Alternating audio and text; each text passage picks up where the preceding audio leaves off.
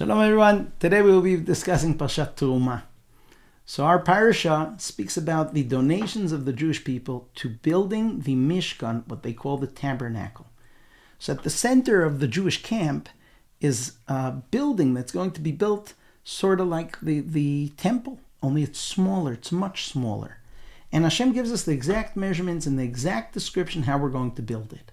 So at the focus, so to speak, the holiest point is the Holy of Holies, a small room that has an ark that's made of wood, atzei shitim, and the wood is wrapped with gold inside, outside. And inside this ark are going to go the tablets. The tablets are really the Torah. So in the Holy of Holies, we have the Torah.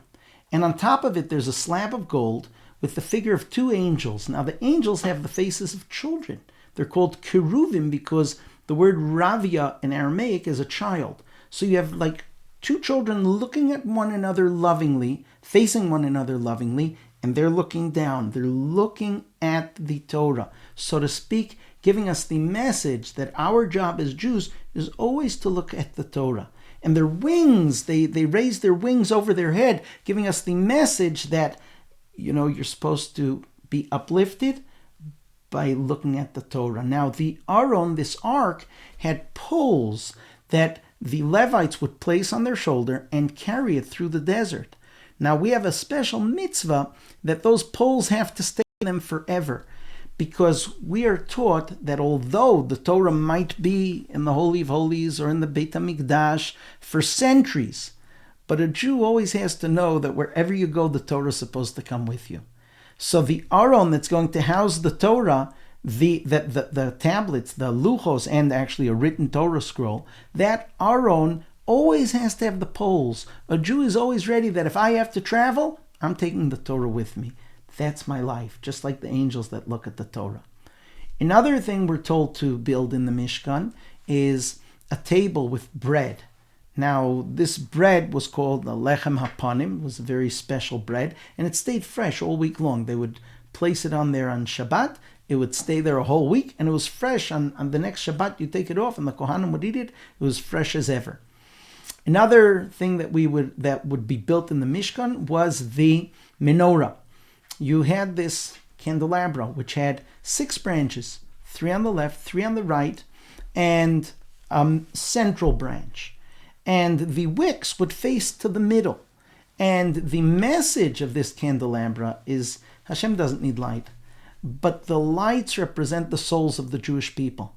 And just like you'll have 3 branches that are facing this way, their wicks are facing to the center. And then you have 3 branches on the other side, and they're also facing the center.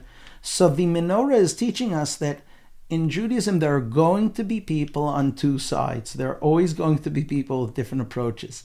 Those who pull to the right and those who pull to the left. But when they all focus inward, and they're all a part of the menorah that had to be made of 1 slab of pure gold. There was no attaching to it. You had to take 1 huge slab and make out of that 1 menorah. And that represents the idea of the unity of the Jewish people. Even though we're going to be on the right and on the left, we all have to focus to the center. We're all the servants of God. We all have a focus and a mission as one people to perform in this world. The Torah goes into what hooks would unite the ceiling of the Mishkan.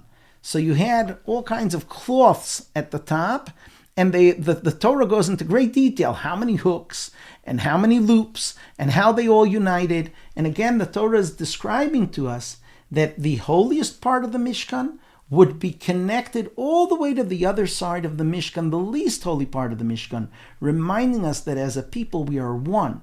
The ceiling is one. And when we build the Mishkan, so at the basis you had these pieces of wood, right? This was the walls of the Mishkan was wood, atzei shitim omdim, shitim wood standing. Each one was 10 amos tall. So we know Moshe was 10 amos tall, right? 10 amos is almost like 22 feet, right? Moshe was very tall, and that's how high the Mishkan was. But each of these pieces of wood would stand in a socket. And those sockets were made of the coins that every Jew donated. Every Jew would donate half a shekel once a year, and that half a shekel was melted and made into the sockets of the whole Mishkan.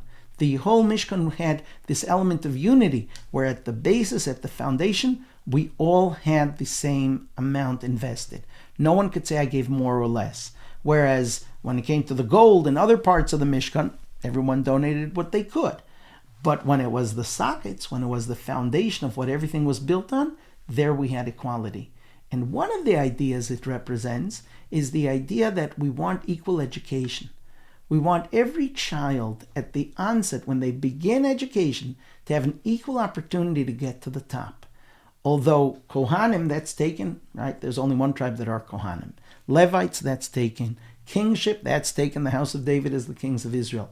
But who's going to be the scholar? Who's going to lead us? Who's going to have access to the knowledge of Torah? We want everyone to have access. And that's represented with the idea that we all have equality at the basis of the Mishkan. Shabbat Shalom.